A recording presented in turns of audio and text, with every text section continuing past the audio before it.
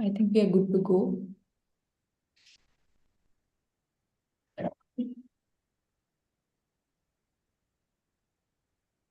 A very good afternoon to all our panelists and audience who have joined us today. I am Amba Vatil from the Council for Strategic and Defense Research, a foreign policy-based think tank in New Delhi. I welcome you all to the CSDR Chintan webinar on air pollution in India, opportunities and response challenges. Today, we have a wonderful discussion planned on a critical issue which, despite considerable attention, continues to pose problems across policymaking and implementation stages. Without wasting any more time, let me quickly introduce our expert panel. Our session today will be chaired by Ms. Bharti Chaturvedi. Ms. Chaturvedi is the founder and director of the Chintan Environmental Research and Action Group, an organization that focuses on issues of urban poverty, consumption, and sustainable livelihoods for those working in the informal sector in India. She has previously received the globally recognized LEED Fellowship and is a fellow at the Synagogue Institute, New York. Bharti serves on the board of several organizations and has won awards for her work. In 2015, Chintan won the UN Climate Solutions Award at COP21 Paris. Bharti also writes a popular column for the Hindustan Times, Greenpeace. So the next panelist is Dr. Abhinaya Shekhar. Dr. Shekhar is currently a consulting research fellow at the Health Effects Institute, New Delhi. She's a senior research associate at CPR's initiative on climate, energy, and environment. Her research focuses on enabling policymakers to make better policies by centering science in air quality governance. We also have Ms. Tanushree Ganguly. Ms. Ganguly is the director, Air Quality Life Index at Energy Policy Institute at the University of Chicago.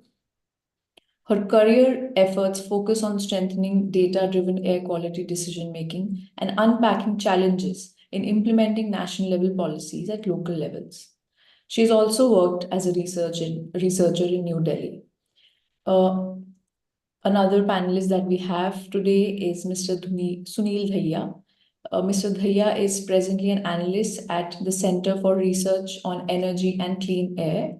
He has over 10 years of experience as a strategist and research analyst on environmental issues. He led the energy and air pollution campaigns at Greenpeace India, which resulted in development of larger civil society momentum. With that, I once again extend the warmest welcome to our panelists. All our speakers are welcome to deliver the opening remarks.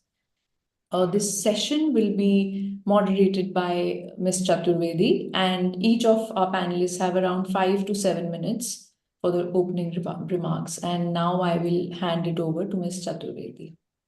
Well, thank you so much. And thank you to our panelists. It's a glorious Friday afternoon, and people might wonder, what are these four people really doing on a Zoom link on their laptop screens when finally, the deep winter seems to be over. And I think that's why we're all here. We're all asking and we're all considering the question that air pollution is just not a winter problem. And that's what makes it so important to discuss just at the time when it's getting out of the news, when it's actually becoming less of an issue than it used to be just, 2 months ago. And I think what we're finding, and I'll just say a few things before we start this. First of all, I find air pollution, for example, in Delhi, according to a parliament response, the first clean air day was really on the 10th of September last year. And the AQI was 45, 10th and 11th. But actually, those were very freak days because it was raining and raining all night. So yesterday, the Central Pollution Control Board said that it was one of the cleanest Februaries, not yesterday, actually, day before yesterday. And they announced it yesterday, one of the cleanest Februaries. But then, and even that wasn't in the green zone, it was in the yellow zone. But it was due to wind direction and wind speed, really. So one tends to think that if we didn't have, if geography and ecology and weather patterns didn't have some bearing on this, what kind of air would we be breathing throughout the year? And it's kind of more serious than we tend to think of in our everyday lives. And that is because, firstly, CPCB actually says, the Central Pollution Control Board, that you shouldn't actually have more than 2 consecutive bad air days. But we have very, very few, and Sunil Dahiya pointed this out, clean air days, first of all. And so we're actually doing quite the opposite. The other problem is that we also know that in India, health is very severely impacted. I won't say much because Dr. Sekhar is here, but there is 60% of Indian cities have air which is 7 times worse compared to WHO standards, which is like higher than Indian standards, but it's important to note 7 times worse. And I think what the question we'd like to ask really is that we have NCAP. We have, of course, huge citizens traction. We have so much data. The CPCB is on it.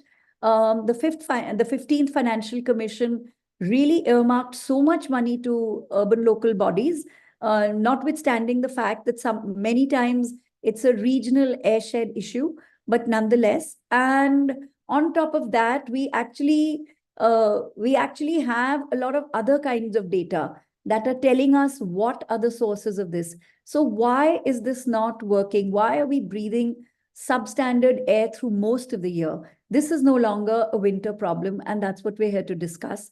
So, Dr. Sekhar, over to you.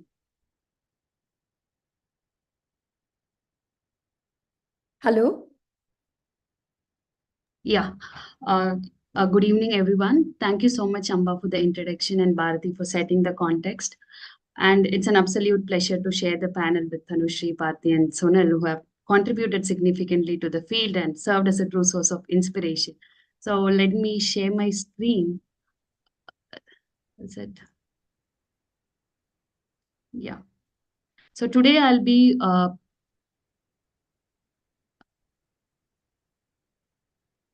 is it okay? Yeah, it's Yeah. okay. Yeah, so today I'll be presenting air pollution in India from a health perspective. So this is the outline of my presentation. Firstly, I'll be covering the status and statistics of like exposure and disease burden in India, followed by what all the available evidence that we have in India and how those health evidences can be integrated for the policy making purpose. So to start with, all the data that I'm presenting in the first 2 slides are from the Global Burden of Disease Study 2019. In the figure, the first image, figure A, shows the exposure to outdoor PM 2.5 measured in terms of populated weighted average, and figure B shows the proportion of population using the solid fuels, indicating the household exposure. So in figure A, we can see that the concentration is very higher in the northern states like Delhi, Haryana, Bihar, and Uttar Pradesh. And with coming to the figure B, around 56% of the population in India are dependent on solid fuel for cooking, and in which 6 states in eastern and northern part of the country, around 70% of the people are dependent on solid fuel for cooking, which indicates that the emission from the residential cooking and heating also contributes to air pollution in India. And coming to the health data, in the year 2019, around 16.7 lakhs deaths were due to air pollution, of which nearly 10 lakh deaths were due to outdoor PM 2.5. And among all the air pollution deaths, 18% were from children under 5 and 20% from adult over 70, indicating these 2 groups are highly vulnerable. And in the same year, air pollution contributed to more than 1 lakh deaths among the infants who were born in the first month of their life, that is during their neonatal period. So how does this air pollution affects our health? So coming to the exposure perspective, we can divide exposure into 2 types. One is the short-term exposure and another one is the long-term exposure. The short-term effects indicates the effects within few hours or days of exposure. To explain you from the Delhi standpoint of view, exposure to higher level of pollution during the intense pollution period like the winter pollution episodes, Diwali, dust storm, and others. And even it causes effects like ear, nose, throat irritation, and aggravate your symptoms like allergic and asthmatic symptoms. In fact, a short-term short-term health effects study conducted in Delhi have shown that increased risk of death among the elderly adults due to exposure to PM 2.5. And coming to the long-term exposure, this indicates it is a prolonged exposure of polluted air, which leads to chronic health effects like cardiovascular disease, respiratory disorder, premature death, and it reduces the life expectancy also. So, due to continuous inhalation of pollutants, it highlights the cumulative health effects of Delhi's persistent air pollution. And if you ask me where health is brought in for the air quality management, I would think of two things. One is the National Ambient Air Quality Standard, and second one is the Air Quality Index. So currently, one approach where I can think of that health frame is incorporated is the implementation of GRAP based on EQI. But the efforts to mitigate the pollution and under GRAP should be acknowledged and appreciated. But however, there are two issues associated to it. Firstly is the scientific backing of the measures that are being taken. And secondly is the health breakpoint itself. So global studies and Indian studies have shown that exposure response function, what is exposure? So if you assume this is the exposure to PM 2.5, and this is the health outcome that you may face, risk that we face. So the risk increases at the lower level of exposure, for example, 20 microgram per meter cube, and it steepens when the exposure is increasing, indicating a significant increase in the health risk. For example, let it be 50 microgram per meter cube. And the curve flattens after some time, be it 100 microgram per meter cube. So here, the measures are being taken only when the air quality reaches very poor or severe level. So reduction, like if implementation of GRAP can help you to reduce pollution from severe to very poor category, then the benefits that you will acquire will be very less. So to achieve a significant health benefit, we need drastic reduction of air pollution in the city. So one thing that we keep listening is that we don't have enough evidence that shows air pollution affects health. But nowadays, there are increasing engagement on air pollution from the national funding bodies and also the government initiatives to generate evidence and also to compile the available evidence. And these are the studies which are funded by the government organization that shows air pollution affects health. And in addition to this, we also have number of studies conducted by the research groups across the country, which shows air pollution affects the cardiovascular health, respiratory health, birth effects. So here I would like to present two health effects. One is the impact on the cardiovascular health, that is the heart health. So the results conducted by the GeoHealth group have shown that in Delhi, exposure to PM 2.5 have shown there was significant association found between PM 2.5 levels, blood pressure, and incidence of hypertension, and the effect were more among the individuals with higher waist to hip ratio. But here, obesity was also factored in for the analysis. And the second study is the CHAI study, which found that in Andhra Pradesh, among women, exposure to PM 2.5 lead to increase in blood pressure and hypertension.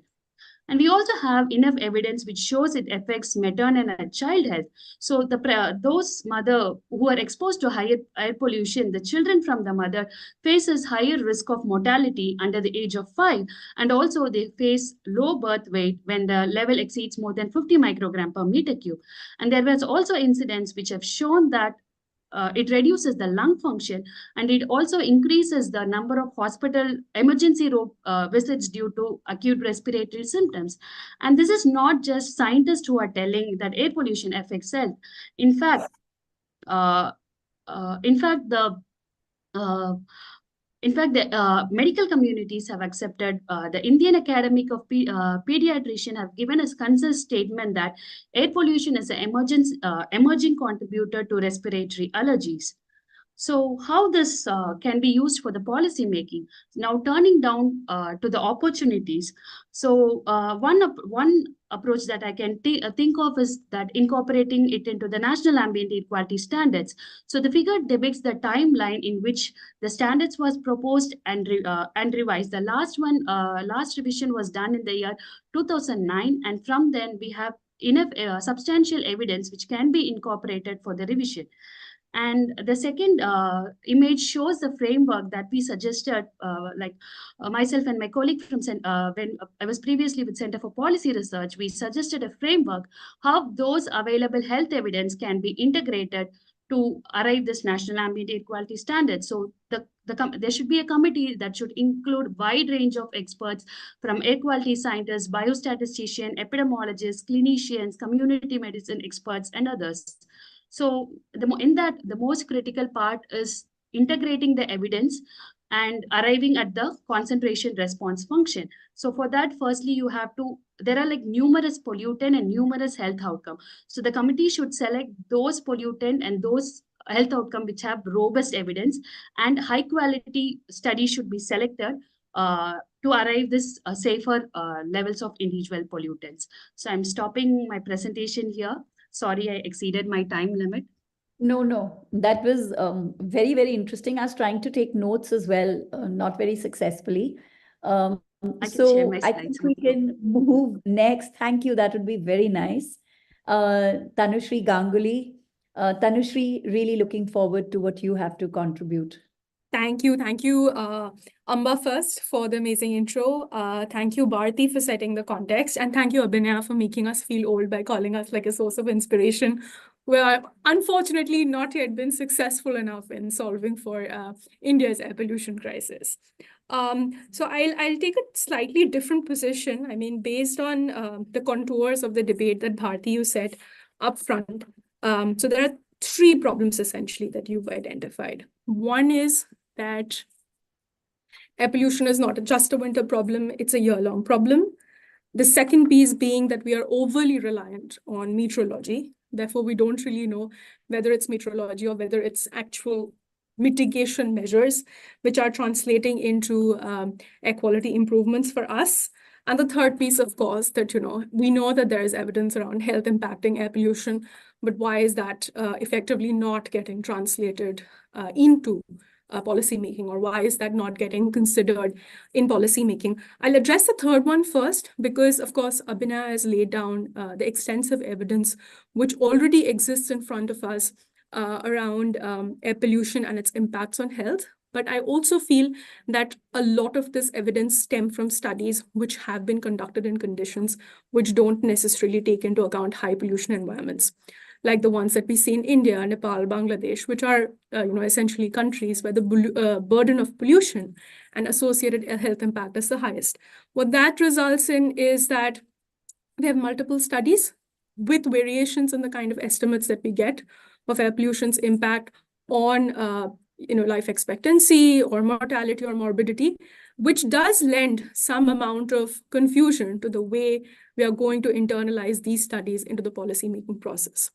Therefore, I think the thing that needs to happen, of course, this should in no case stall any kind of action, but the thing that needs to happen is that the evidence pertaining to air pollution and evidence pertaining to impact of air pollution on health should be generated more for high pollution environments, like what we see in Southeast Asian countries and also a little bit of Africa. So that's on the third piece. And the other interesting piece around air pollution and health, we know that the Indian government has for a long time been dismissive about any available evidence around it. But what I thought was really interesting as a development, late last year was that the government has actually now commissioned specific studies looking at impact of air pollution on health. So there is some 20-city study which has been announced. Of course, I don't know the status of that study, but it was indicated that there is a 20-city study that's going to happen, which will look at impact of air pollution on health. Beyond that, also specific studies around impact of crop residue burning, impact of exposure to traffic emissions, and impact of firecracker-related emissions on people in Delhi is what was indicated. This comes from a PIB press release, which came out late December last year. So from sort of this nonchalance and dismissive stance to actually going ahead and saying that, hey, we are going to commission these studies and we are going to generate evidence, I think is a progressive first step. So that's a little bit of my interventions around air pollution and its impact on health. The rest of my interventions, I've tried to categorize it into three broad categories. The first one being what has been good as far as air pollution management in India is concerned. The second piece being what challenges I think still ail air quality management. And the third piece, which I think we could discuss, a little more as we go into the Q&A, is about the opportunities that exist within the air pollution space. So what's been good? I think that the fact that we now have a performance-based funding allocation mechanism to incentivize action in cities is a great first start. But there is a caveat to it as to how we are monitoring progress, and I will come to that as I talk through the challenges. The second piece, which I think, again, has been a significant sort of improvement, is encouraging the spirit of, competitive federalism through the Swachh Vayu Survekshan. We know that, Bharti will probably be able to share some insights with us on how this has worked out in the case of the Swachh Bharat mission. But within the Swachh Vayu Survekshan, our cities have this additional level of incentive which comes in if they are performing better as far as air quality action is concerned. I think a very clear, tangible victory for the National Clean Air Program has been the significant expansion of India's monitoring infrastructure, albeit with their blind spots in rural and peri-urban parts of the country. But as far as the non-attainment cities are concerned, we see that there has been an increase. When the National Clean Air Program started back in 2019, of course, the concept note came out in 2018, and conversation around the National Clean Air Program had begun back in 2017. We had less than 50 continuous ambient air quality monitoring stations. Again, the data from this was super poor. The data availability was super poor. Now we have 500 of these real-time monitoring stations. So we can see that the monitoring infrastructure has significantly expanded, and this is certainly a tangible victory for the NCAP. Fourth, and for me, honestly, one thing that has happened is the NCAP has created a platform for convergence of different sort of programs which are administered by different government agencies. And this was something that was also highlighted in the concept note that was shared with us. So MORTH is sort of involved. Your MNRE is involved with the biomass mission. MOHUA is involved with the Swachh Bharat mission, as well as the Smart Cities mission and the Amrut. So sort of coming together of these different agencies. And what this has done is, if you just look at the dedicated funding for air quality between 2019, 2020, 25, 26, that's about 19,000 crores. But if you look at convergence of funding through different kinds of initiatives which are aimed at reducing air pollution, it's about 4.5 lakh crores over a period of 5 years. So the amount of money, accumulated fund that comes in, if you look at convergence of actions across different departmental mandates, then there is also a significant amount of resource coming into mitigating air pollution. I'll come to challenges and opportunities. I'll try to sort of speak about both parallelly because I know that I've been droning on for a bit. Biggest challenge, we don't know how to monitor progress of the NCAP. We look at year-on-year improvements in air quality, but does it really do justice? The sort of consistency in monitoring data has changed. We had very limited data. Now we have significant amount of data. So I don't know if we are on the right track as far as monitoring air quality improvements is concerned. The second piece, one is just looking at NCAP and its overall impact on air quality with specific interventions. Mechanical sweepers, smog towers. How are we putting out robust sort of evaluation processes in place to suggest that these measures actually work? One of the things that the NCAP wants to do is improve knowledge sharing around best practices. What really can we propose as best practices if we don't have a robust evaluation protocol for mitigation initiatives in place? There are no sort of, best practices without that evidence base in place. And my third and final point is bureaucratic accountability. We know that, of course, doing what China did is very difficult because of the different governance regimes that the countries operate in. But there were incentives built for bureaucrats for their performance towards eliminating air pollution. is there a scope for us to do something like that? Because where does the buck really stop? And how do we incentivize that the buck stops somewhere is very important. And my fourth and final point is, again, going back to something that you mentioned. You said that there is a lot of public momentum building around the issue of air pollution. But in my view, honestly, do we really have enough public momentum? And I'm sure all of you must have seen this article which came out a couple of days back called Riders in the Smog. Very poignant piece of writing around how air pollution impacts gig workers in South Asian countries. But when I read that article, of course, I was filled with a sense of despondence, but I also thought that these people are working through and getting exposed to extremely high levels of pollution, but they don't have a choice. What kind of a picture is that? There is despondence, there is lack of choice. We're not creating, the social conditions for them to exert a choice, even though that they're exposing themselves to high levels of pollution. So where is public demand going to come from? Because demand would be making a choice, but you can't really make it. So yeah, on a little bit of a provocative note, I'll end my sort of introductory remarks there. And back at you, Bharti. Well, thanks, Tanushree. I'm, so happy to hear some of what you said. These are the big truisms, and this is our context. And in fact, Chintan also had brought out something called Unfair, where we looked at our workers with outdoor work and the impact, along with Dr. Randeep Guleria and Tejas Menon Suri at that time at AIIMS, really the impact. And I think, the point is exactly that. There's no real solution for them because they have to survive and have a livelihood except to clean the air itself. The big solution is the solution. But without much ado, over to Sunil Daya. Sunil, really looking forward to all that you'll say. You always surprise. Thank you. Thanks, Bharti, and thanks, Abhina and Tanushree, for setting that beautiful context. And I also feel like I really am very happy that for the first time, I think in so many years, we have seen you guys and 3 panelists out of 4 being the female panelists. That's something which has definitely changed. That's a really good change which was needed and which is coming, and will definitely might also change the way we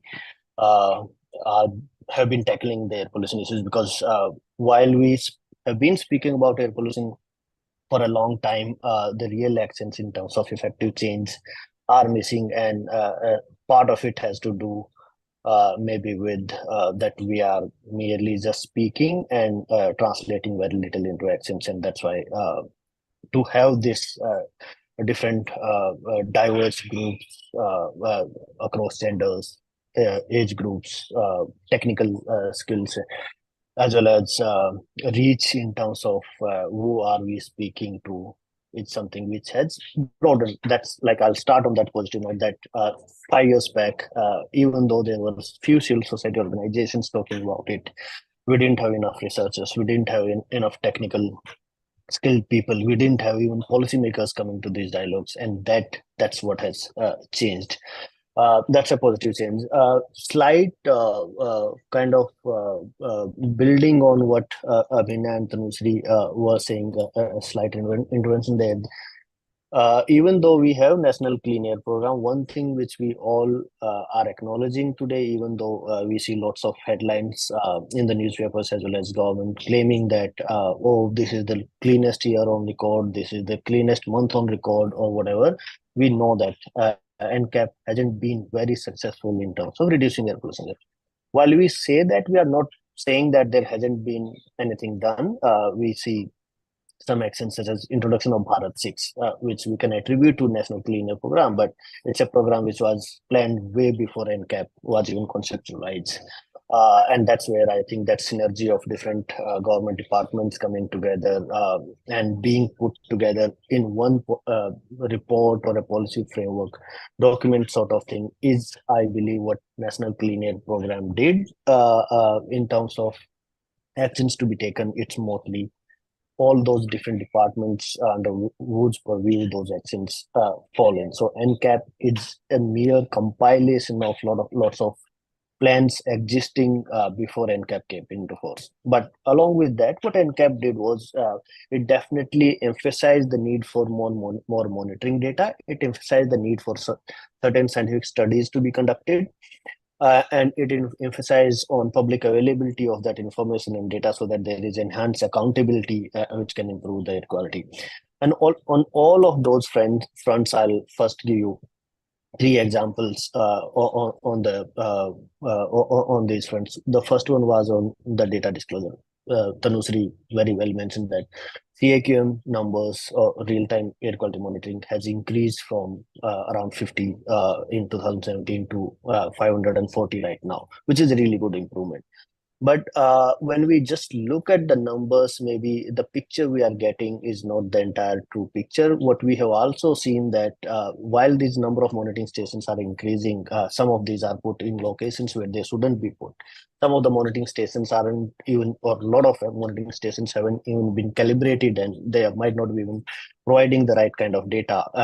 At other, like we have also started seeing news where we see whenever any city makes to the topmost polluted list, we start seeing water sprinkling around the monitoring station. So there is a lot of data manipulation also which has started happening, and there are evidences of that being visibly done around us.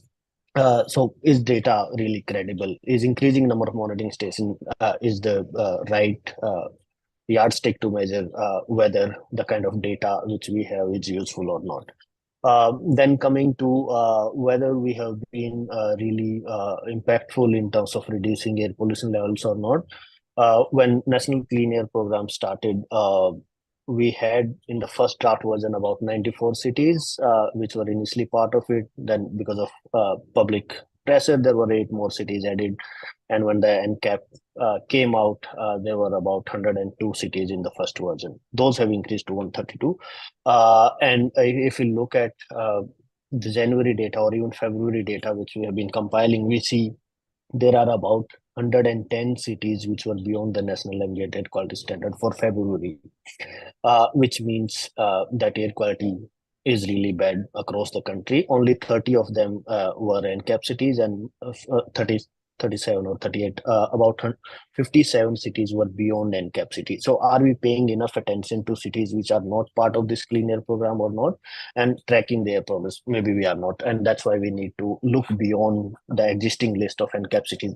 Obviously, one criteria which the CPCB has put in place is that a city will be classified as non-attainment only if it has at least 3 years of consistent data beyond the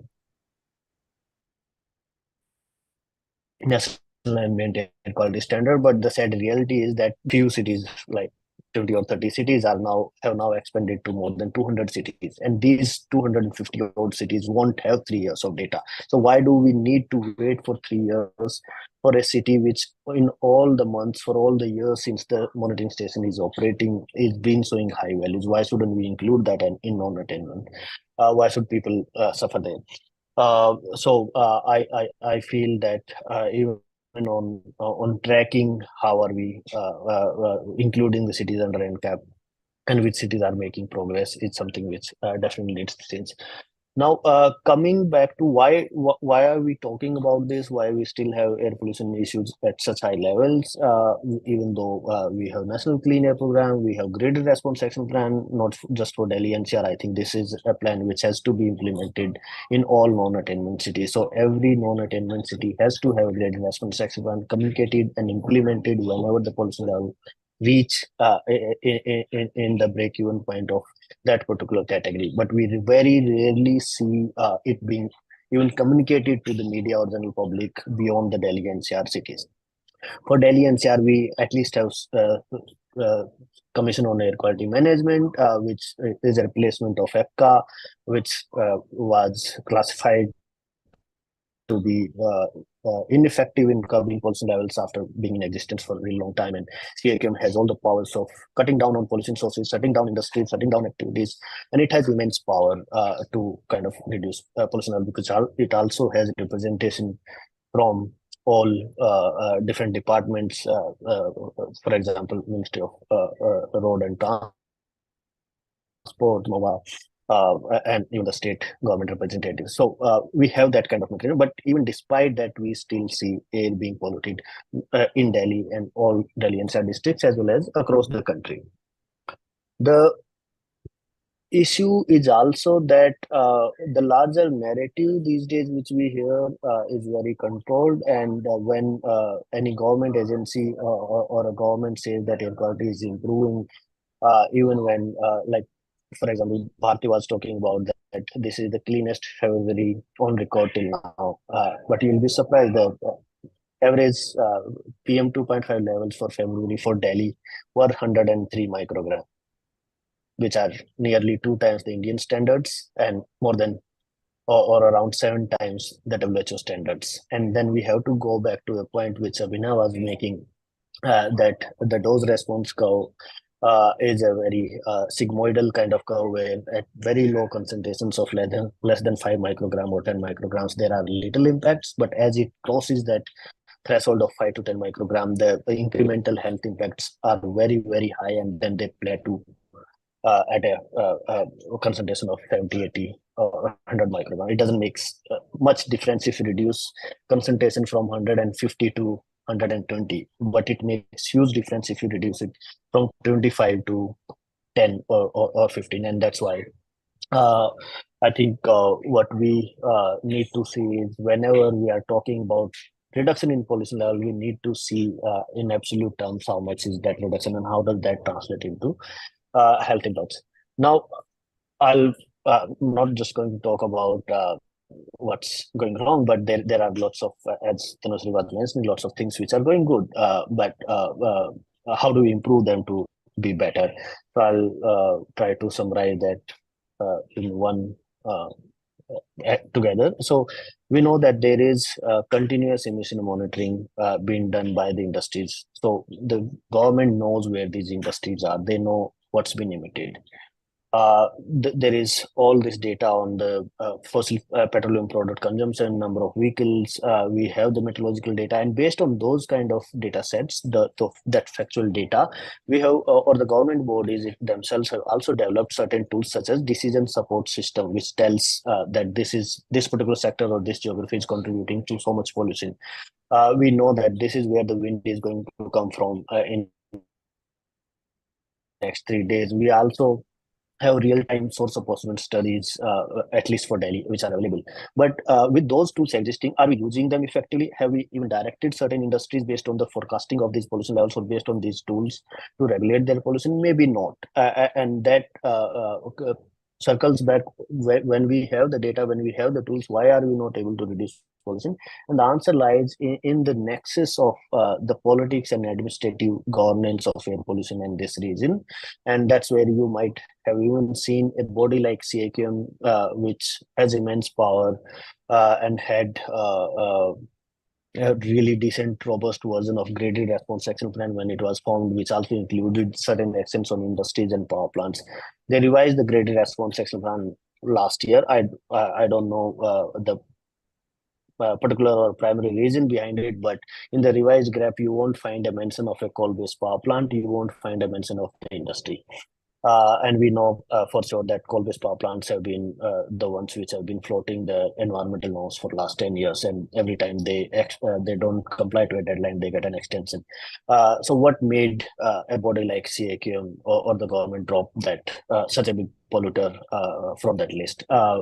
There is an explanation given for the industrial sector saying that most of the industries in Delhi NCR have converted to PNG, but we are also seeing clusters like Sonipat, where there are new industries coming up, and there is more solid fuel consumption in those industries. So why aren't those industries part of CAQM? So that says that there is a lot going behind the doors or behind the papers or the policies which comes in, which is definitely influenced by the lobby power of these polluting sectors, as well as the dynamics of different political parties governing different states and not really aligning with each other, because they feel that it's not an election issue. Nobody is going to vote on high air pollution levels or them cleaning the air, but what it does give them is an opportunity or a chance to blame each other, saying that you didn't do that and you didn't do that, and that's something which we keep seeing every time, and that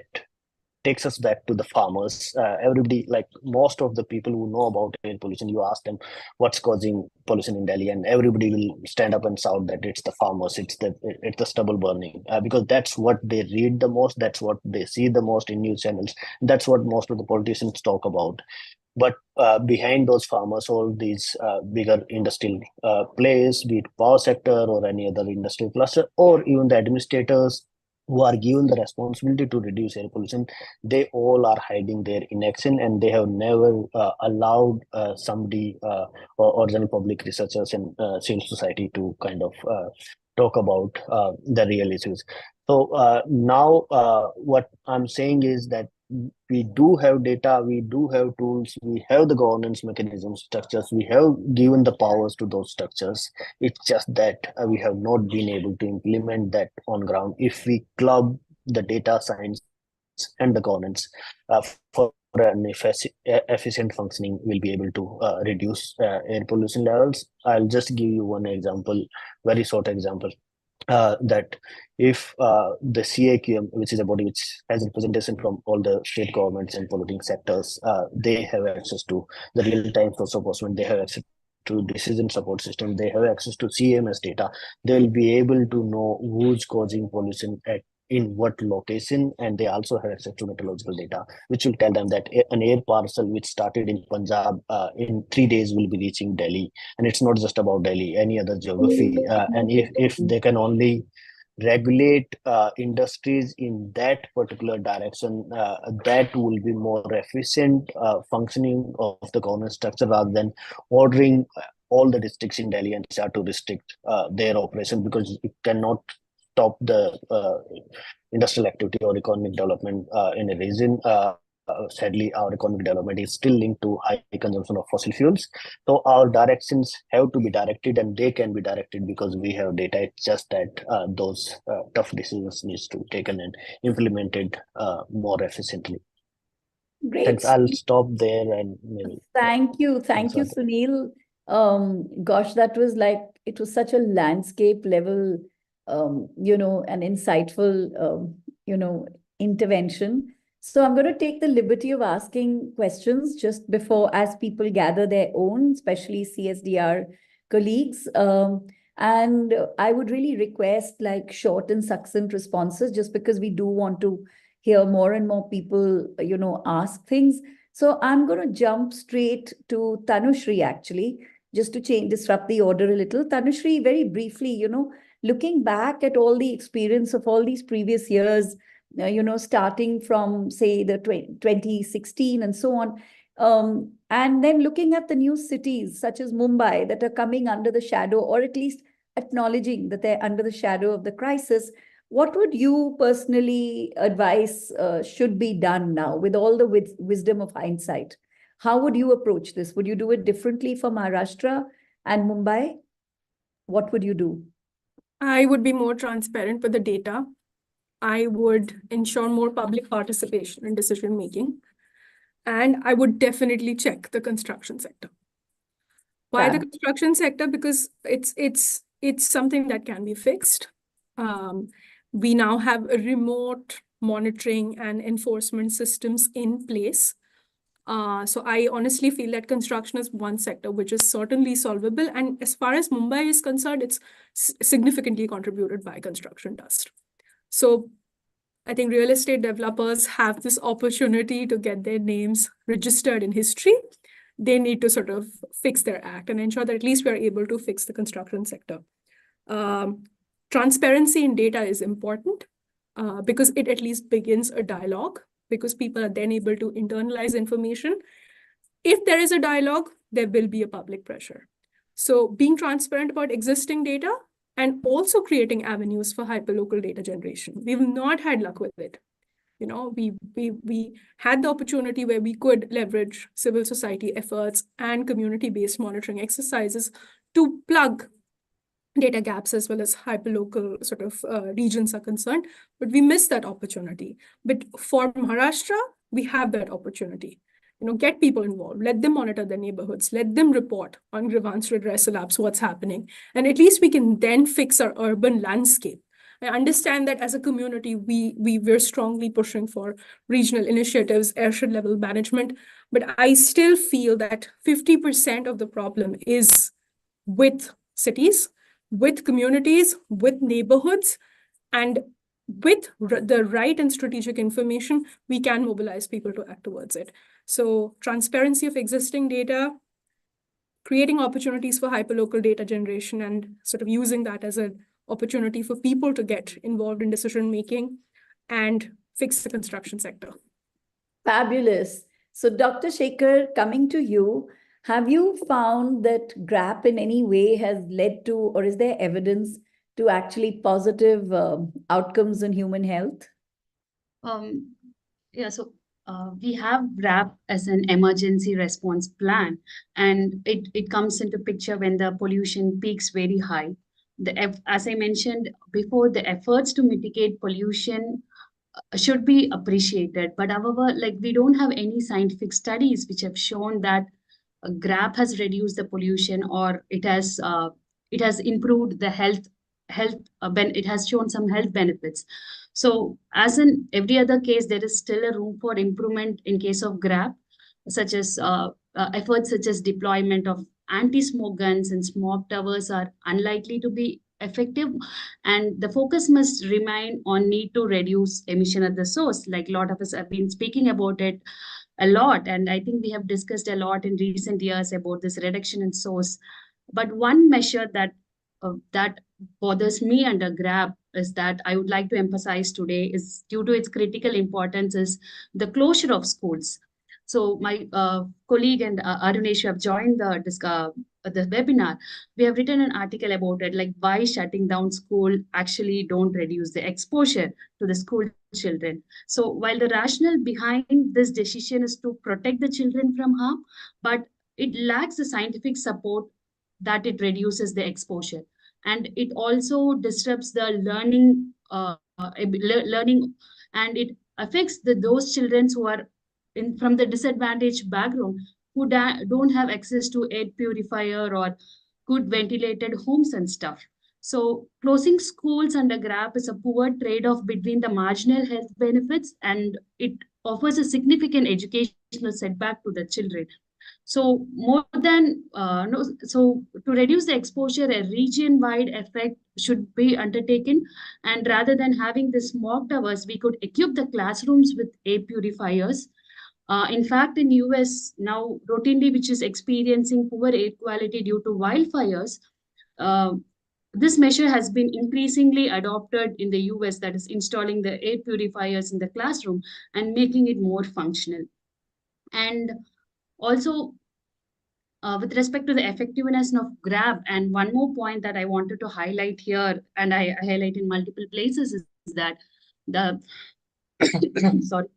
the pollution effort should go beyond the dust mitigation activities, because in India we have increasing number of studies which is showing that even the ozone and nitrogen dioxide is associated with increasing health burden in the country. So there should be shift from dust mitigation activities to regulating all the most highly important pollutant. So these are some points that I wanted to share for achieving some health benefits. Yeah. Thank you so much.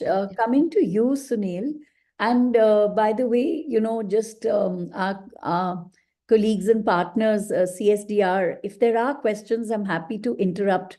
And we can always ask Sunil his question later if there are colleagues who've asked questions. I don't see that. So let me know if there are. I think we can take up the questions at a later stage. Sure. So I'll just move to Sunil. So Sunil, you've often talked, previously about coal-based thermal power plants. And what I find really interesting is that a lot of that discourse is around Delhi. We talk about as if Delhi is the center of the universe and everyone lives in Delhi. And so, we've closed down this and we've closed down that. But essentially, historically, what we've done since the mid-2000s is really taken all our industries and put it elsewhere and used resources from other places, right? And they have their own ramifications. So in many ways, I'm very curious to understand, before I ask you the question, there are all these kind of, you yourself mentioned some, but there are all these new kinds of industrial areas, which are areas which were always industrial, but now they've become quite concentrated. And whether we're looking, even for that matter, at Panipat, which used to be 20 years ago, just a massively, brilliantly intense cloth and woolens manufacturing sector, and now it's got so much more. There are things like that. Would you have a comment both on what we can do around air pollution and coal-based thermal plants? And also, would you care to comment about the status of air in these industrial areas, of which we know very little? Yeah, thanks, Bharti, for bringing up that question. So, basically, we only because of this reason that the air pollution discussion is mostly concentrated around Delhi NCR, and everybody speaks about Delhi NCR. Because we've been working on this issue for a long time, we are trying to put some efforts to initiate these conversations in other regions, and the first step to that is a little bit transparency in terms of making the data accessible and understandable by people. And what we do right now is that we put monthly snapshots of air pollution levels across different cities in India. And you are right. We have found that yes, Delhi is one of the most polluted cities in India, but along with that, many cities in Delhi and Sonipat, I gave as an example. We also see Bhiwadi, which is another industrial town, which is coming up as one of the most polluted cities. Greater Noida, Faridabad, Ghaziabad, all these cities are as polluted as Delhi. But we also see cities like Bhagalpur in Bihar, which is not part of NCAP list, which is not known to anybody in terms of polluted cities, that had equally bad air as Delhi. And leave that aside, even cities in northeast, Bernihat, which is a town on the border of Meghalaya and Assam, and Meghalaya is seen as the cleanest geography or a state in our country. That city was the third most polluted city in January. That says that a lot of these cities, which earlier never used to be polluted, are much more polluted now, but we have not been paying attention to it. Coming back to the question on thermal power plants, it's very sad that power generation, which was it's one of the most polluting sector, which is known globally. We know that a lot of countries which acted on thermal power generation, reducing their emissions, have gained significant air quality improvements. Tanushree mentioned China cannot be quoted as an example because of the different governance regimes, but they have at least seen drastic improvement by controlling that sector. And that's why maybe we cannot replicate what they did in terms of timelines, but we can definitely learn from it and do it. And after learning from it, since 2015, we have been trying to reduce pollution from thermal power generation sector, and it's very sad that only less than 5% of capacity has regulated those emissions, even after 10 years of regulations being enforced. And it's not just Delhi NCR, it's plants across the country. Now, if that's the status of a sector such a thermal power sector, which is so much talked about, so much well known and more systematic, other industrial sectors such as steel, aluminium, brick kilns, and many others are a very different story. Nobody knows about that. There is no data out. What would they be doing? So it all boils down to that Delhi is just an example, but there are so many other cities which are breathing equally bad air, or at least hazardous air, which is putting millions of people at the risk of health hazard from air pollution. We have seen Maharashtra being an industrial state. A lot of cities from there also started observing a lot of high pollution levels. And partially it's the construction sector, but it's also a fact that we are repeating the same mistake which we did in Delhi NCR, that we wanted to clean Delhi and only concentrated on Delhi for the last 20 years and allowed these industries to come up in the peripheral towns and cities. And that's what's happening with Mumbai as well. We only talk about Mumbai, but it's the satellite towns around Mumbai where a lot of this construction and even industrial activities are increasing. And that's why we need to take that airshed approach to reduce air pollution levels. Thank you, Sunil. I'm going to move again to Dr. Shekhar, and I'll just pick up Bhagalpur and Benihat, and really turn to you and ask you, when these are these extremely polluted places that we didn't that aren't part of the NCAP, they're not receiving funds and are unlikely to in the very near future. From a health perspective, what do you think are the things that need to be put in place and can be from existing systems or built out from existing systems, at least in a very foundational sense of it? Are there some things you would like to see done? Yeah, so we have this program conduct by the Ministry of Health, that is the National Program on Climate Change and Human Health, which acts at the district level. So I think that program would be a better opportunity because they addresses a lot of issues like air pollution, heat wave, and in fact they built healthcare infrastructure for the resilience. So the hospitals in those regions can be built, the infrastructure can be improved to have this to address the impacts from air pollution and heat waves and stuff. And even under the same program, we have something called the surveillance system, which regularly monitor the which plans to regularly monitor the air pollution related illness for the early warning system. So those really vulnerable cities or districts can be brought into the surveillance, and the local level data on the health data can be incorporated for the early warning thing. And so and they also have something called as this integrated disease surveillance platform. So I don't know how it works. It's a recently emerging one. So working on that, maybe I don't know how it works under NCAP, but there is a separate program under Ministry of Health, which don't speak with each other, that the NCAP don't address the health. And we have this national program on climate change and heat with the Ministry of Health.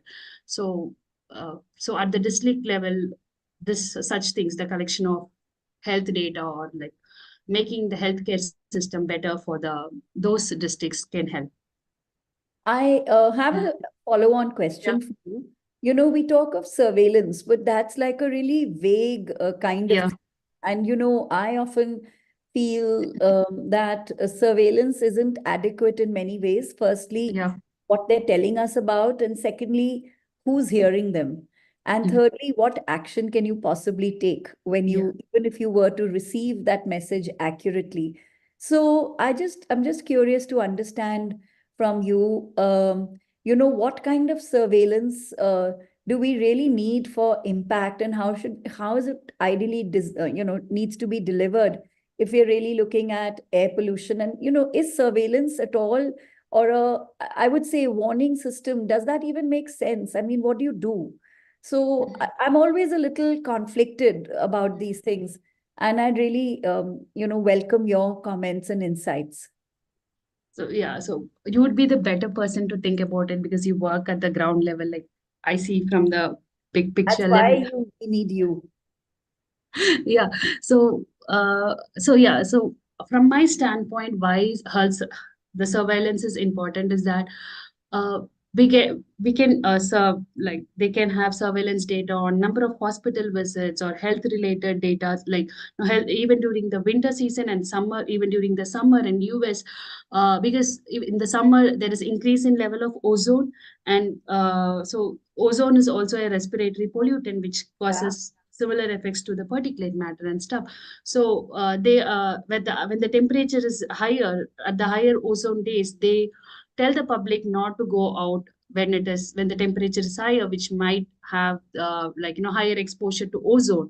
So something of that sort, informing the public, even AQI does the same, but by incorporating the local data, telling what can be done, the death increases, so the elderly people can stay inside the home, something of that sort. Like at least building the health data through the surveillance system would be helpful for the researchers to understand what is the trend of what is happening.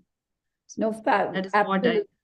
Though, is there any place in the whole country that you think is doing a good job with communicating this? Any city, any district, anything? I really don't have any idea. Like I haven't come across any such cities which even the surveillance data is not out for the public. It is Yeah. for the officials. Like we don't have access. So it comes with we have to have the login ID password to enter and see the surveillance. So I've never seen the surveillance data. So it exists, but yeah, I don't know which city or something is good performing in that. That's really really fascinating, because there is the crisis, right? And on the other hand, there is the data, but somehow they don't come into the public space, Yeah. right? I want to go back to Tanushree. Tanushree, why do you think? I mean, why do you think you've worked on a lot of issues, but I was very struck from a very old conversation we had. Again, it was an online conversation on biomass for heating and biomass for cooking. And I know you were uniquely engaged with this issue. And I really want to understand, that landscape, because it impacts women in such an unfair way. And it's also something that we've tried through the Ujjwala, India has tried. So what are the things that have gone well and what haven't gone well? What else should we be doing? Because it looks like it's this whole crisis that we haven't addressed till now on this panel. Right. No, so thanks, Bharti, for this question. I'll come to this, but I also wanted to respond to the previous question that you had for Abhinya. Yeah. I think it was a very philosophical question. What are we going to do with all the data that we are generating? What's the point of surveillance if the data is not being put into use? But I think we need to think a little more creatively about this. I mean, if you this is just, I was just thinking this through as Abhinaya was making her interventions. You remember during COVID, we would sort of, the government would actually provide data on how the number of cases are increasing every day. Yeah, yeah. So, I mean, can't we do something like that in terms of hospital visits, at least during the high pollution season? The other piece of surveillance, which I think is super critical, is out-of-pocket expenditure. I can tell you from a personal experience that I'm 100% spending more on medical aid during winter season because of the number of times that I'm falling sick. I think unless and until we communicate to people that you're not just, this is not just a brunt on your health, which you will see 20 years down the line, but this is burning a hole in your pockets, we will not see the kind of public demand for clean air that we envision. And that's why I think sort of moving away from the narrative that says that air pollution is a public health issue, we should actually say that investing in public health is actually an investment in social welfare, going to the point that Abhinaya was making about school children, as well as an investment in economic development, because you have to shut down industries because pollution levels are so high. So I think that instead of being extremely sort of narrow in our outlook about investing in air pollution as a public health or environmental concern, sort of tying it with more the social welfare and economic development argument would be a much better messaging. And as far as surveillance is concerned, I would love to see how out-of-pocket expenditure is going up, because that also then reinforces that it's actually a very unjust conversation. Air pollution is no longer a leveler. It's basically actually increasing, like you were saying, it's just unfair. Right. And now on to your question on sort of impact of biomass, two issues there. One is Ujjwala related to cooking emissions.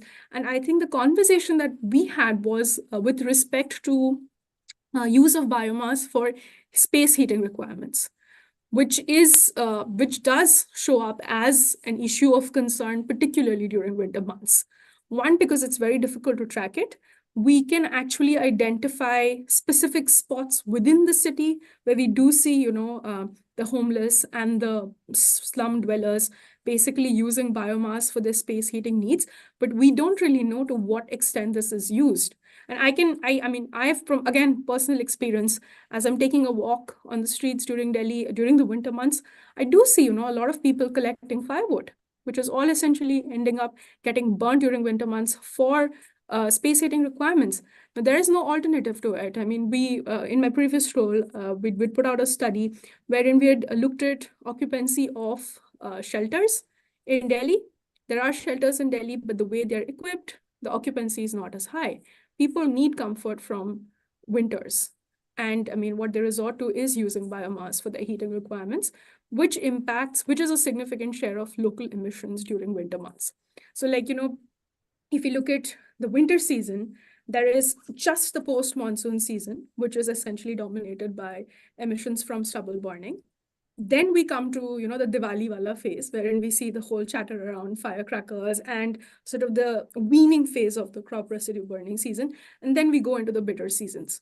So December, January is as bad as October, November is. And this December, January, it's probably something local because the stubble burning issue is not impacting as much, which is where the use of biomass becomes an issue of concern, and primarily due to space heating. On Ujjwala in particular, I know a few years back, there was some kind of an assessment made, I think, by the Ministry of Health and Family Welfare around the impacts of Ujjwala on ambient particulate pollution levels, as well as the subsequent impacts on health. I don't know if that study ever came out in the public, but there was a study that was actually initiated by the Ministry of Health and Family Welfare. But this comes back to the point that I was making at the beginning of my introductory remarks. We don't have a system in place for robust evaluation of any policy measures that we are making. And that's the culture that we need to enforce in the country at this point in time. Whether it is a program like Ujjwala, which we definitely know has resulted in increased number of LPG connections in the country, but we don't know if that increase is also commensurate with sustained usage of LPG in the country. So we need a robust monitoring and evaluation protocol for that. The same can be said for the city action plans. We have city action plans, but have they been translated? The same can be said about DSS. Delhi is in that blessed spot of having a DSS, a real-time source apportionment study, about 40 monitoring stations, but we still saw the worst pollution season in winter 2023. So we need to have in place a robust monitoring and evaluation system, which can see how policies are translating into on-ground action and so on, air quality improvements. So that's a long and winding answer to your very simple question. No, it was simple because I just didn't have the depth and the insights that you have, Tanushree. So I'm so grateful for those. Sunil, is there something you want to say briefly before we move to other questions? Are there other questions, Amba? Yes, we do have a couple of questions in the Q&A box. So should we, I- Sunil, I thought maybe we could, if Sunil Just- has something, because Yeah. I think he looks like he wants to respond to everybody else. I mean, he has that look, and I do want to give him that chance. No, so just adding on to what Tanushree was saying, that we don't have robust monitoring mechanisms. In an absence of that, we end up making wrong decisions. The Swachh Vayu Sarvekshan, which Tanushree was mentioning about, and mentioning that we look at the air quality improvements. Yes, we do look at the air quality improvements, and in the days of data manipulation and wrong data and lack of calibration facilities and other things, I think that's not the right parameter. But what we also need to look at is in that entire Sarvekshan, it gets only 5% weightage. So 95% of the weightage in that ranking is given to measures whether you have installed a smoke tower or put up water sprinkling guns or something of that sort. How many mechanical sweepers do you have? How much money have you spent? Doesn't matter on what. So if we use those kind of indicators, they might lead to wrong conclusions and might then lead to wrong usage of the resources and money you have. What we might have to do is we need to look at emission load reduction at the source, which Abhinav was talking about, because that's the main bullet to reduce air pollution levels. And that's why we need to maybe at this point, we don't have enough data to say that this is the emission in a particular city and this is how it's reducing or whatever, but we at least have consumption level data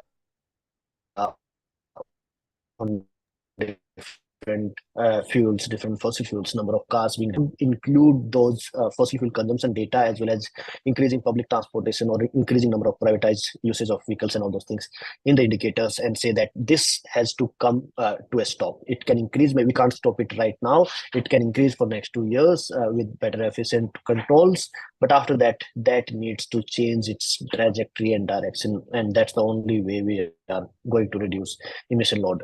We still don't have any emission load based approach in our measurements or indicators, and that's, I think, which I wanted to add, that we should think about right now. Well, thanks, Sunil. Amba, Now question. now we'll take up questions that we've received in the Q&A box. Mr. Shrikant Gupta asks, can you please comment on the non-existent role of CAQM in tackling air pollution in NCR? This is the I first. think Sunil would like to. You've been tracking it, your work and makes you No. look at it. Yes, Sunil. I even mentioned it in my opening remarks that I feel very disappointed with this new commission having immense power to be able to control pollution, and also having the history of seeing EPCA working or not working and learning from it, and then it somehow really only resorting to communicating whether GRAP should be implemented or not. Where is the question of GRAP being implemented or not? Like, it's a program which, if a pollution levels cross a certain level, that is automatically supposed to come into force or whatever. So what your job at CAQM is to ensure that those actions which are stipulated under those different categories are taken. Obviously, we have seen a lot of so-cause notices, closure notices, and all those things. But what we have also seen that I mentioned that power sector and the industries have been dropped from the action list under graded response action plan, and that's where I feel GRAP has much more powers, much more capacity to control and regulate air pollution in the larger space, and it hasn't been able to do so. I also feel that it hasn't even been able to use the existing science and the tools which exist with them. And if all that is used, if all those tools and data is used with the powers which CAQM has, it can definitely do much better than what it's been doing. That doesn't mean that CAQM hasn't done anything. There have been definitely, if an industry is getting 10 notices in a year saying that your pollution levels are high, that industry will be careful next time going above the prescribed levels or whatever. So it has definitely increased a little bit of awareness, a little bit of fear in few polluting sectors, but it hasn't been able to effectively reduce air pollution levels, because one, it just reacts to pollution levels. GRAP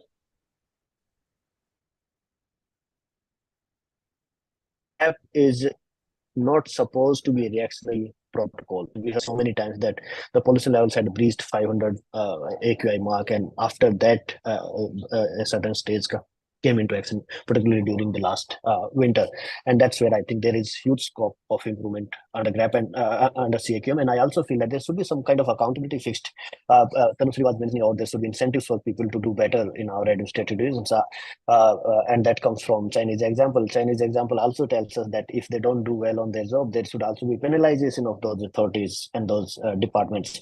And that penalization and incentivization of the officials and administrative departments is missing, and that makes them believe that nobody can really change anything about their job, or how their promotion is due and how will it happen or not happen. So if we link some of those incentives and penalizations with the functioning of bodies like CAQM, maybe we will have better implementation of the measures on the ground. Why should we give somebody just the powers and not that fear of being penalized? So there's another question from an anonymous attendee. They ask that many authorities claim that the NCAP targets have been met by ULBs, but is it the actual case, or is it related to the modification of monitoring stations or monitoring mechanisms? So who would answer that? Tanushri? I can answer that, but I think honestly Sunil should come in on this. But again, I mean, I will go back to the first point that I made. The way NCAP is structured and the way we are evaluating progress towards NCAP. So essentially, the NCAP says that there has to be an improvement by 20 to 30% in non-attainment cities with respect to 2017 as the base year. And now Yeah. they've increased it to 40% by 2026, again with respect to 2017 as the base year. But if you're looking at just 1 year's comparison with respect to 2017, I mean, you can probably see a difference. But now, if you track the long-term trend of pollution levels, I don't think there has been an improvement. Now, again, if you look at the definition of non-attainment cities in itself, for 5 consecutive years, you have to meet the ambient air quality standard to not be designated as a non-attainment city. And that has not been the case with any city. So the fundamental way in which we are monitoring progress, that just look at a base year, see whether or not you've improved with respect to that base year, does not mean that you've met the target. Unless and until you're showing a progressive decline in air pollution over 5 or 6 years, I don't think any of the cities has met its target. And, you know, like the gentleman who's raised this question has rightly pointed out, there are targeted activities that are happening around monitoring stations, like sprinkling of water as such. And then somewhere stations are being, you know, relocated. The actual calculation that happens, from what I understand, takes into account both data from manual monitoring stations and continuous monitoring stations, but we don't have access to any of the data from manual monitoring stations. So with so many uncertainties within the system, it's very difficult to say whether NCAP has actually translated into air quality improvements. What I will definitely say is there has been minor improvements in cities, but significant improvements, not really. Great. Sunil, you want to jump in? No, I think Tanushree covered it well. Like, there is no guaranteed proof that they, apart from Bharat 6, which I acknowledge, and LPG penetration, these are 2 things which has happened. And like the thing about this thing is that Bharat 6 for LPG penetration is not for the non-attainment cities. It's for all the cities, irrespective of whether they are attainment or non-attainment. So apart from these 2, there doesn't seem to be any other measure reducing emission load at the source. And in absence of that, any city saying that they have reduced pollution levels by 70% will definitely raise some eyebrows and some questions in terms of whether the data which has been quoted for this is right or wrong. I'll again give an example of Varanasi, which seems to be a city which reduced pollution level by 60 to 70% in last few years.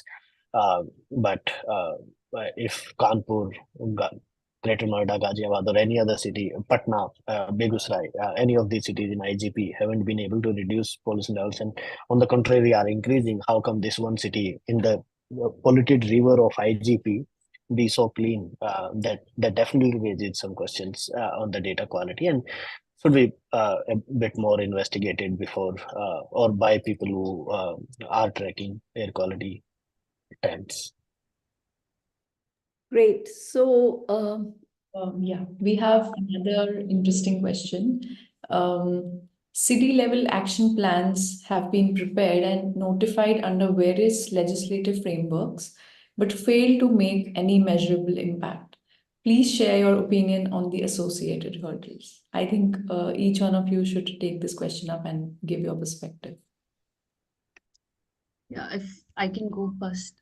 Yeah, so when it comes to action plan, we have this at the national level, we have this national clean air program, and at state, we have the state action plans, and we have city action plans, and we have this hotspot based action plans. But however, like I was looking some action plans from Tamil Nadu, and I was seeing it has 4 non-attainment cities or something, and the action plans mentioned, the plan mentioned in all the cities were more or less the same. In fact, in the industrial town of Tamil Nadu, like there was no mention to address the industrial pollution there. So I don't know on what, so if it is based on the source apportionment study, if it is made, then it would have included the industries also. And also, we also found there is no connection between the state action plan, city action plan, and like I don't know, I don't have access. I didn't find hotspot action plans, but it exists. But there is no connection between the state action plan and the city action plan. It was not nested. So this is what something I wanted to plan. Amba, do you think there's another question? No, I was wondering if each panelist has a take on this question on legislative. Yeah, and I might add to the question just to make it more complex is like, what's missing? So who wants to go first? Dr. Shekhar has answered, so it has to be one of you.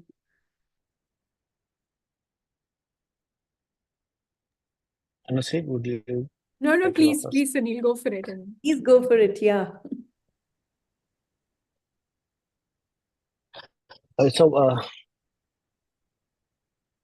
we have the city clean air action plans, and I think this was the first component of NCAP which came into existence while expanding the monitoring network after NCAP was notified in 2019. Like by 2019 end, we had cities preparing their city clean air action plans. National Clean Air Action Plan says that it's any action plan made at the city level, state level, or national level has to be a dynamic plan, and it has to be updated with more information coming in. When the city action plans came in, obviously they didn't have any information on what the pollution sources are, what the source of pollution is, which source is contributing how much, and all those things. So they just earmarked different actions which were based on earlier letters or actions taken or sent by CPCB to different states and cities. We are right now in the 5th year of NCAP being in force. Until now, many of these city action plans have not been updated. A lot of those source of pollution study, which was supposed to inform which sources are contributing higher or lower to the city's pollution, were supposed to be completed by 2020.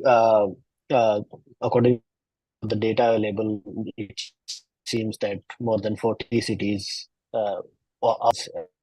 as of now, less than 10 are available in public domain. And even when we look at these action plans or this source of pollution study, they seem to be very, lot of them, apart from few which we saw for Maharashtra, no city had a emission load reduction plan mentioned in those city action plans. So in absence of that, what happens is that city action plan will say, will put mechanical sweepers, will install monitoring stations, will plant trees, will sprinkle water, and any XYZ actions which are taken on visible pollution sources.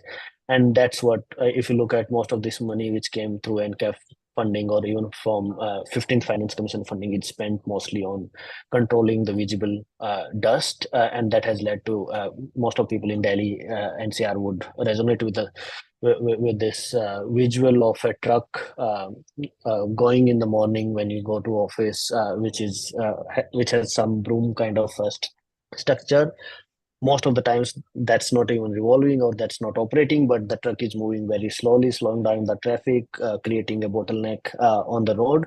And then you'll see behind it, there is a water sprinkler going in another truck, which is sprinkling water on the trees on the divider or the roadside, which ultimately, I think at a concept level, it was good when it came up because, but it started happening the other way around. You sprinkle water first and then suck the dust so that it doesn't get resuspended. But it's done the other way around. It tries to suck first and then put the water. But what I'm trying to say is that in absence of our city action plans being informed by the science, being informed by the new knowledge which has been added in the last 5 years, we still seem to be spending a lot of money on wasteful actions. And as Abhinav was mentioning that all these states were also asked to make state action plans. There were supposed to be AirSet level action plans and carrying capacity studies being done and all those things. So when I mentioned initially that NCAP is a compilation of a lot of different plans, but NCAP itself wanted to do a lot of studies or asked cities to do a lot of studies, and sadly none of those components which were unique or new, which were proposed by National Clean Air Program, have been completed, or even if they have completed, they have not been included in guiding our policy and implementation of measures to reduce air pollution levels. And that's why I think we don't see the kind of improvements in cities. Obviously, there are cities which are showing drastic improvements, but there are questions on the data quality there. And the other thing which I also mentioned earlier, a lot of facts, that doesn't mean that nothing has been done to reduce pollution levels. There have been actions. We see a significant drop in the fire incidences during the stubble burning period. So that's definitely something where the government has done slightly better than what they did 5 years back, but there is huge scope to do more. Bharat 6 implementation, which has definitely reduced the emission load from the transportation sector, but if we don't control the petroleum product consumption or increasing number of vehicles, those gains which we achieved in the transport section will be negated in next 2 years, because the sheer number of vehicles will increase, and that will be negated. LPG, as Tanushree mentioned, that we have a lot of connections which has been given in the last 2 years, but whether those are being continued and whether these poorer sections are using that or not. So all these kind of improvements, even if something has been made, are not restricted to NCAP or NCAP cities. These are plans and policies which were already in place, were supposed to be done, and giving credit to NCAP for improving that seems a bit unfair. But what I feel is city action plans in existing forms without indicators on consumption, on emission loads, on having targets and even reduction caps will be very inefficient. We'll still do something to improve air quality, but those actions will be so dispersed, so inefficient, that we'll end up spending a lot of time and money on things which shouldn't be prioritized the way they are right now. Thank you, Sunil, for your remarks. And I would now request Tanushree if she wants to add in. Yeah, actually, just 2 quick points. I think Sunil's covered this really well. I think one thing that I would love to see is the government coming up with an evaluation of the NCAP. So it's been 5 years. We've not seen any report coming out of course, CPCB came up with something during the lockdown period, but we've not seen an evaluation of the NCAP from MOFCC or CPCB in the last 5 years. So I would love to see that, honestly, because I want MOFCC and CPCB to open at least a dialogue where, we can, yes, there are issues with data quality, but can we at least have a conversation around it? So I think that would be a great first step. The second piece, and I think we've alluded to this partially in sort of the earlier interventions, is funding. If you try to plot funding utilization and air quality improvement seen across cities, there is absolutely no pattern, which is bizarre, because greater funding utilization should honestly translate into better action in cities and better improvement. But we don't really see that. So more transparency around where money is really going. We have information on what percentage of funds is being used, but where those funds are being used, we have no information around that. And some group, if we have to put together an analysis like that, some group will have to, go all guns blazing with RTIs to collect information around it, which probably is not the best way to curate a study like this. So information around where cities are really spending money, so that at least we can see, what kind of initiatives are translating into air pollution reductions and what kind of initiatives are frankly wasteful. And third, a point that I've been harping from the very beginning, and also very similar to what Sunil was saying around better monitoring and evaluation practices for specific policy interventions. We need to build a culture to pilot and test out policy regulatory interventions, not solutions like smoke towers, which practically have no evidence around their efficacy. But regulatory interventions which have worked elsewhere, can they be piloted and robustly evaluated in the Indian context, is what I'm talking about. So 3 points there. Government opens a dialogue around whether NCAP has worked or not. Contextualizing funding utilization, where really is the money going, transparency around that. And third, creating a culture of piloting and evaluating regulatory interventions. Thank you, Tanushree. With that, we've come to the end of this fascinating discussion. And thank you to all our panelists for their invaluable inputs. I would also like to thank the audience for asking such pertinent questions and making it more interactive.